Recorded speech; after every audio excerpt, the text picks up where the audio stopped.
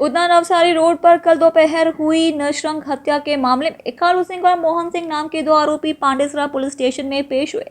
हालांकि हत्या Udhna police station की सीमा के भीतर हुई थी। पांडेसरा पुलिस ने दो आरोपियों को उधना पुलिस से गिरफ्तार किया। भजन सरदार नाम के एक सूचीबद्ध बुटलेगर की कल बेरहमी से हत्या कर दी गई। हत्यारे कोई और नहीं बल्कि उसका चचेरा भाई और उसका परिवार ही था। फिलहाल पुलिस पूरे मामले में आगे की जांच में जुट गई। ઉધના પોલીસ સ્ટેશન વિસ્તારમાં ગઈકાલે એક બનાવ બન્યો હતો।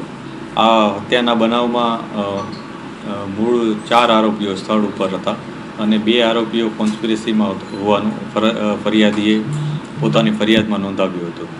આ ફરિયાદ મુજબ પોલીસે આગળને તજવીજ ચાલુ કરી હતી અને તે મુજબ કુલ 2 આરોપીઓ અત્યાર સુધી પકડાયા છે, જેનું નામ કાલુ સિંહ અને મોહન સિંહ છે।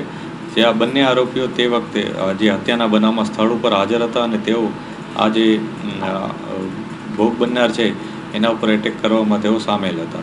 બાકીના જે આરોપીઓ છે એની પકડવા માટે અત્યારે પોલીસ કાર્યરત છે।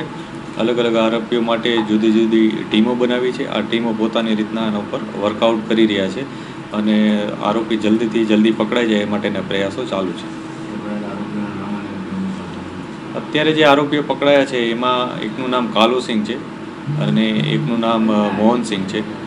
આ બંને આરોપીઓ અગાઉ પણ ભૂતકાળમાં ઘરફોડ ચોરી અને આ પ્રકારના ગુનાઓમાં સંડોવાયેલા હતા। જે પોલીસને પ્રાથમિક વિગત મળી છે અને જે ફરિયાદમાં ફરિયાદીએ નોંધાવ્યું છે એ મુજબ જે ભોગ બનનાર છે એણે આશરે એકાદ મહિના પહેલાં પુણે મહારાષ્ટ્રમાં જે આરોપીઓ છે એમાંથી 2 જણાને ચપ્પુના અથવા કોઈ ધારદાર વસ્તુના ઘા મારીને એમને કોને ઈજા પહોંચાડી હતી। આ ઈજા અનુસંધાને આ લોકો પહેલેથી એના સાથે દ્વેષ રાખી અને બદલો લેવાની ભાવનાથી આરોપીને ભોગ બનનારને એ લોકો શોધી રહ્યા હતા અને એ બનાવવાનું એમ શોધતા શોધતા ગઈકાલે તેઓએ ભોગ બનનાર ઉપર એટેક કર્યો હતો અને આ રીતના એ લોકોએ એની હત્યા નિપજાવી હતી। અત્યારે જે પોલીસને જે 2 આરોપીઓ મળી આવ્યા છે એ બંને પાંડેસરા પોલીસ સ્ટેશનની ટીમ દ્વારા બાતમીના આધારે પકડવામાં આવ્યા છે અને ત્યારબાદ અન્ય આરોપીઓની ધરપકડની પ્રયાસ અત્યારે પોલીસ કરી રહેલ છે।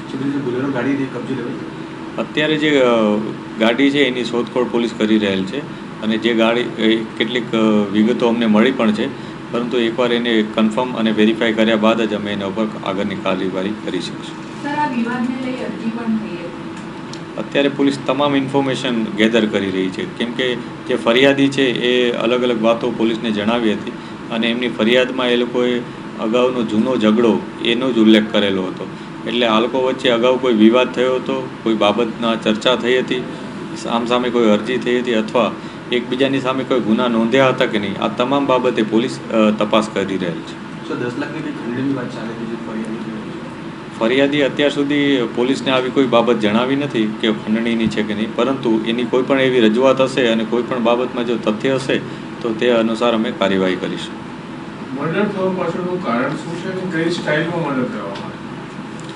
મર્ડર જે બનાવ બન્યો છે એના મુખ્ય કારણ ફરિયાદીએ 1 મહિના અગાઉ પુણેમાં ભોગ બનનાર અને ફરિયાદી વચ્ચે આરોપી વચ્ચે ઝઘડા થયાનું મુખ્ય કારણ જણાવેલ છે અને ત્યારબાદ જે આરોપીઓ છે એ લોકોએ તલવાર લઈ અને ભોગ બનનાર ઉપર એટેક કર્યો હતો અને આ રીતના તેની હત્યા નિપજાવી હતી। બંને પરિવારો વચ્ચે ભૂંડ પકડવાને લઈને કઈ રીતે ગેંગવોર ચાલી રહી?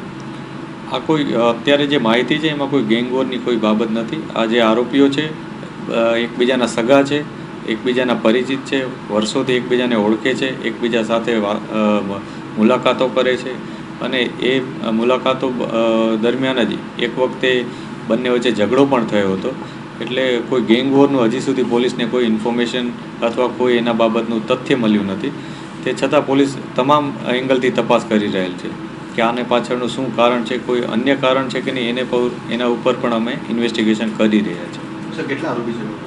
અત્યારે જે ફરિયાદમાં કુલ 4 આરોપીઓ સ્થળ ઉપર બતાવ્યા છે અને અન્ય 2 આરોપીઓ કે જેઓ સ્થળ ઉપર નથી પરંતુ કોન્સ્પિરસીના ભાગરૂપે આમાં સામેલ છે એ પ્રકારની ફરિયાદીએ નોંધાવેલ છે।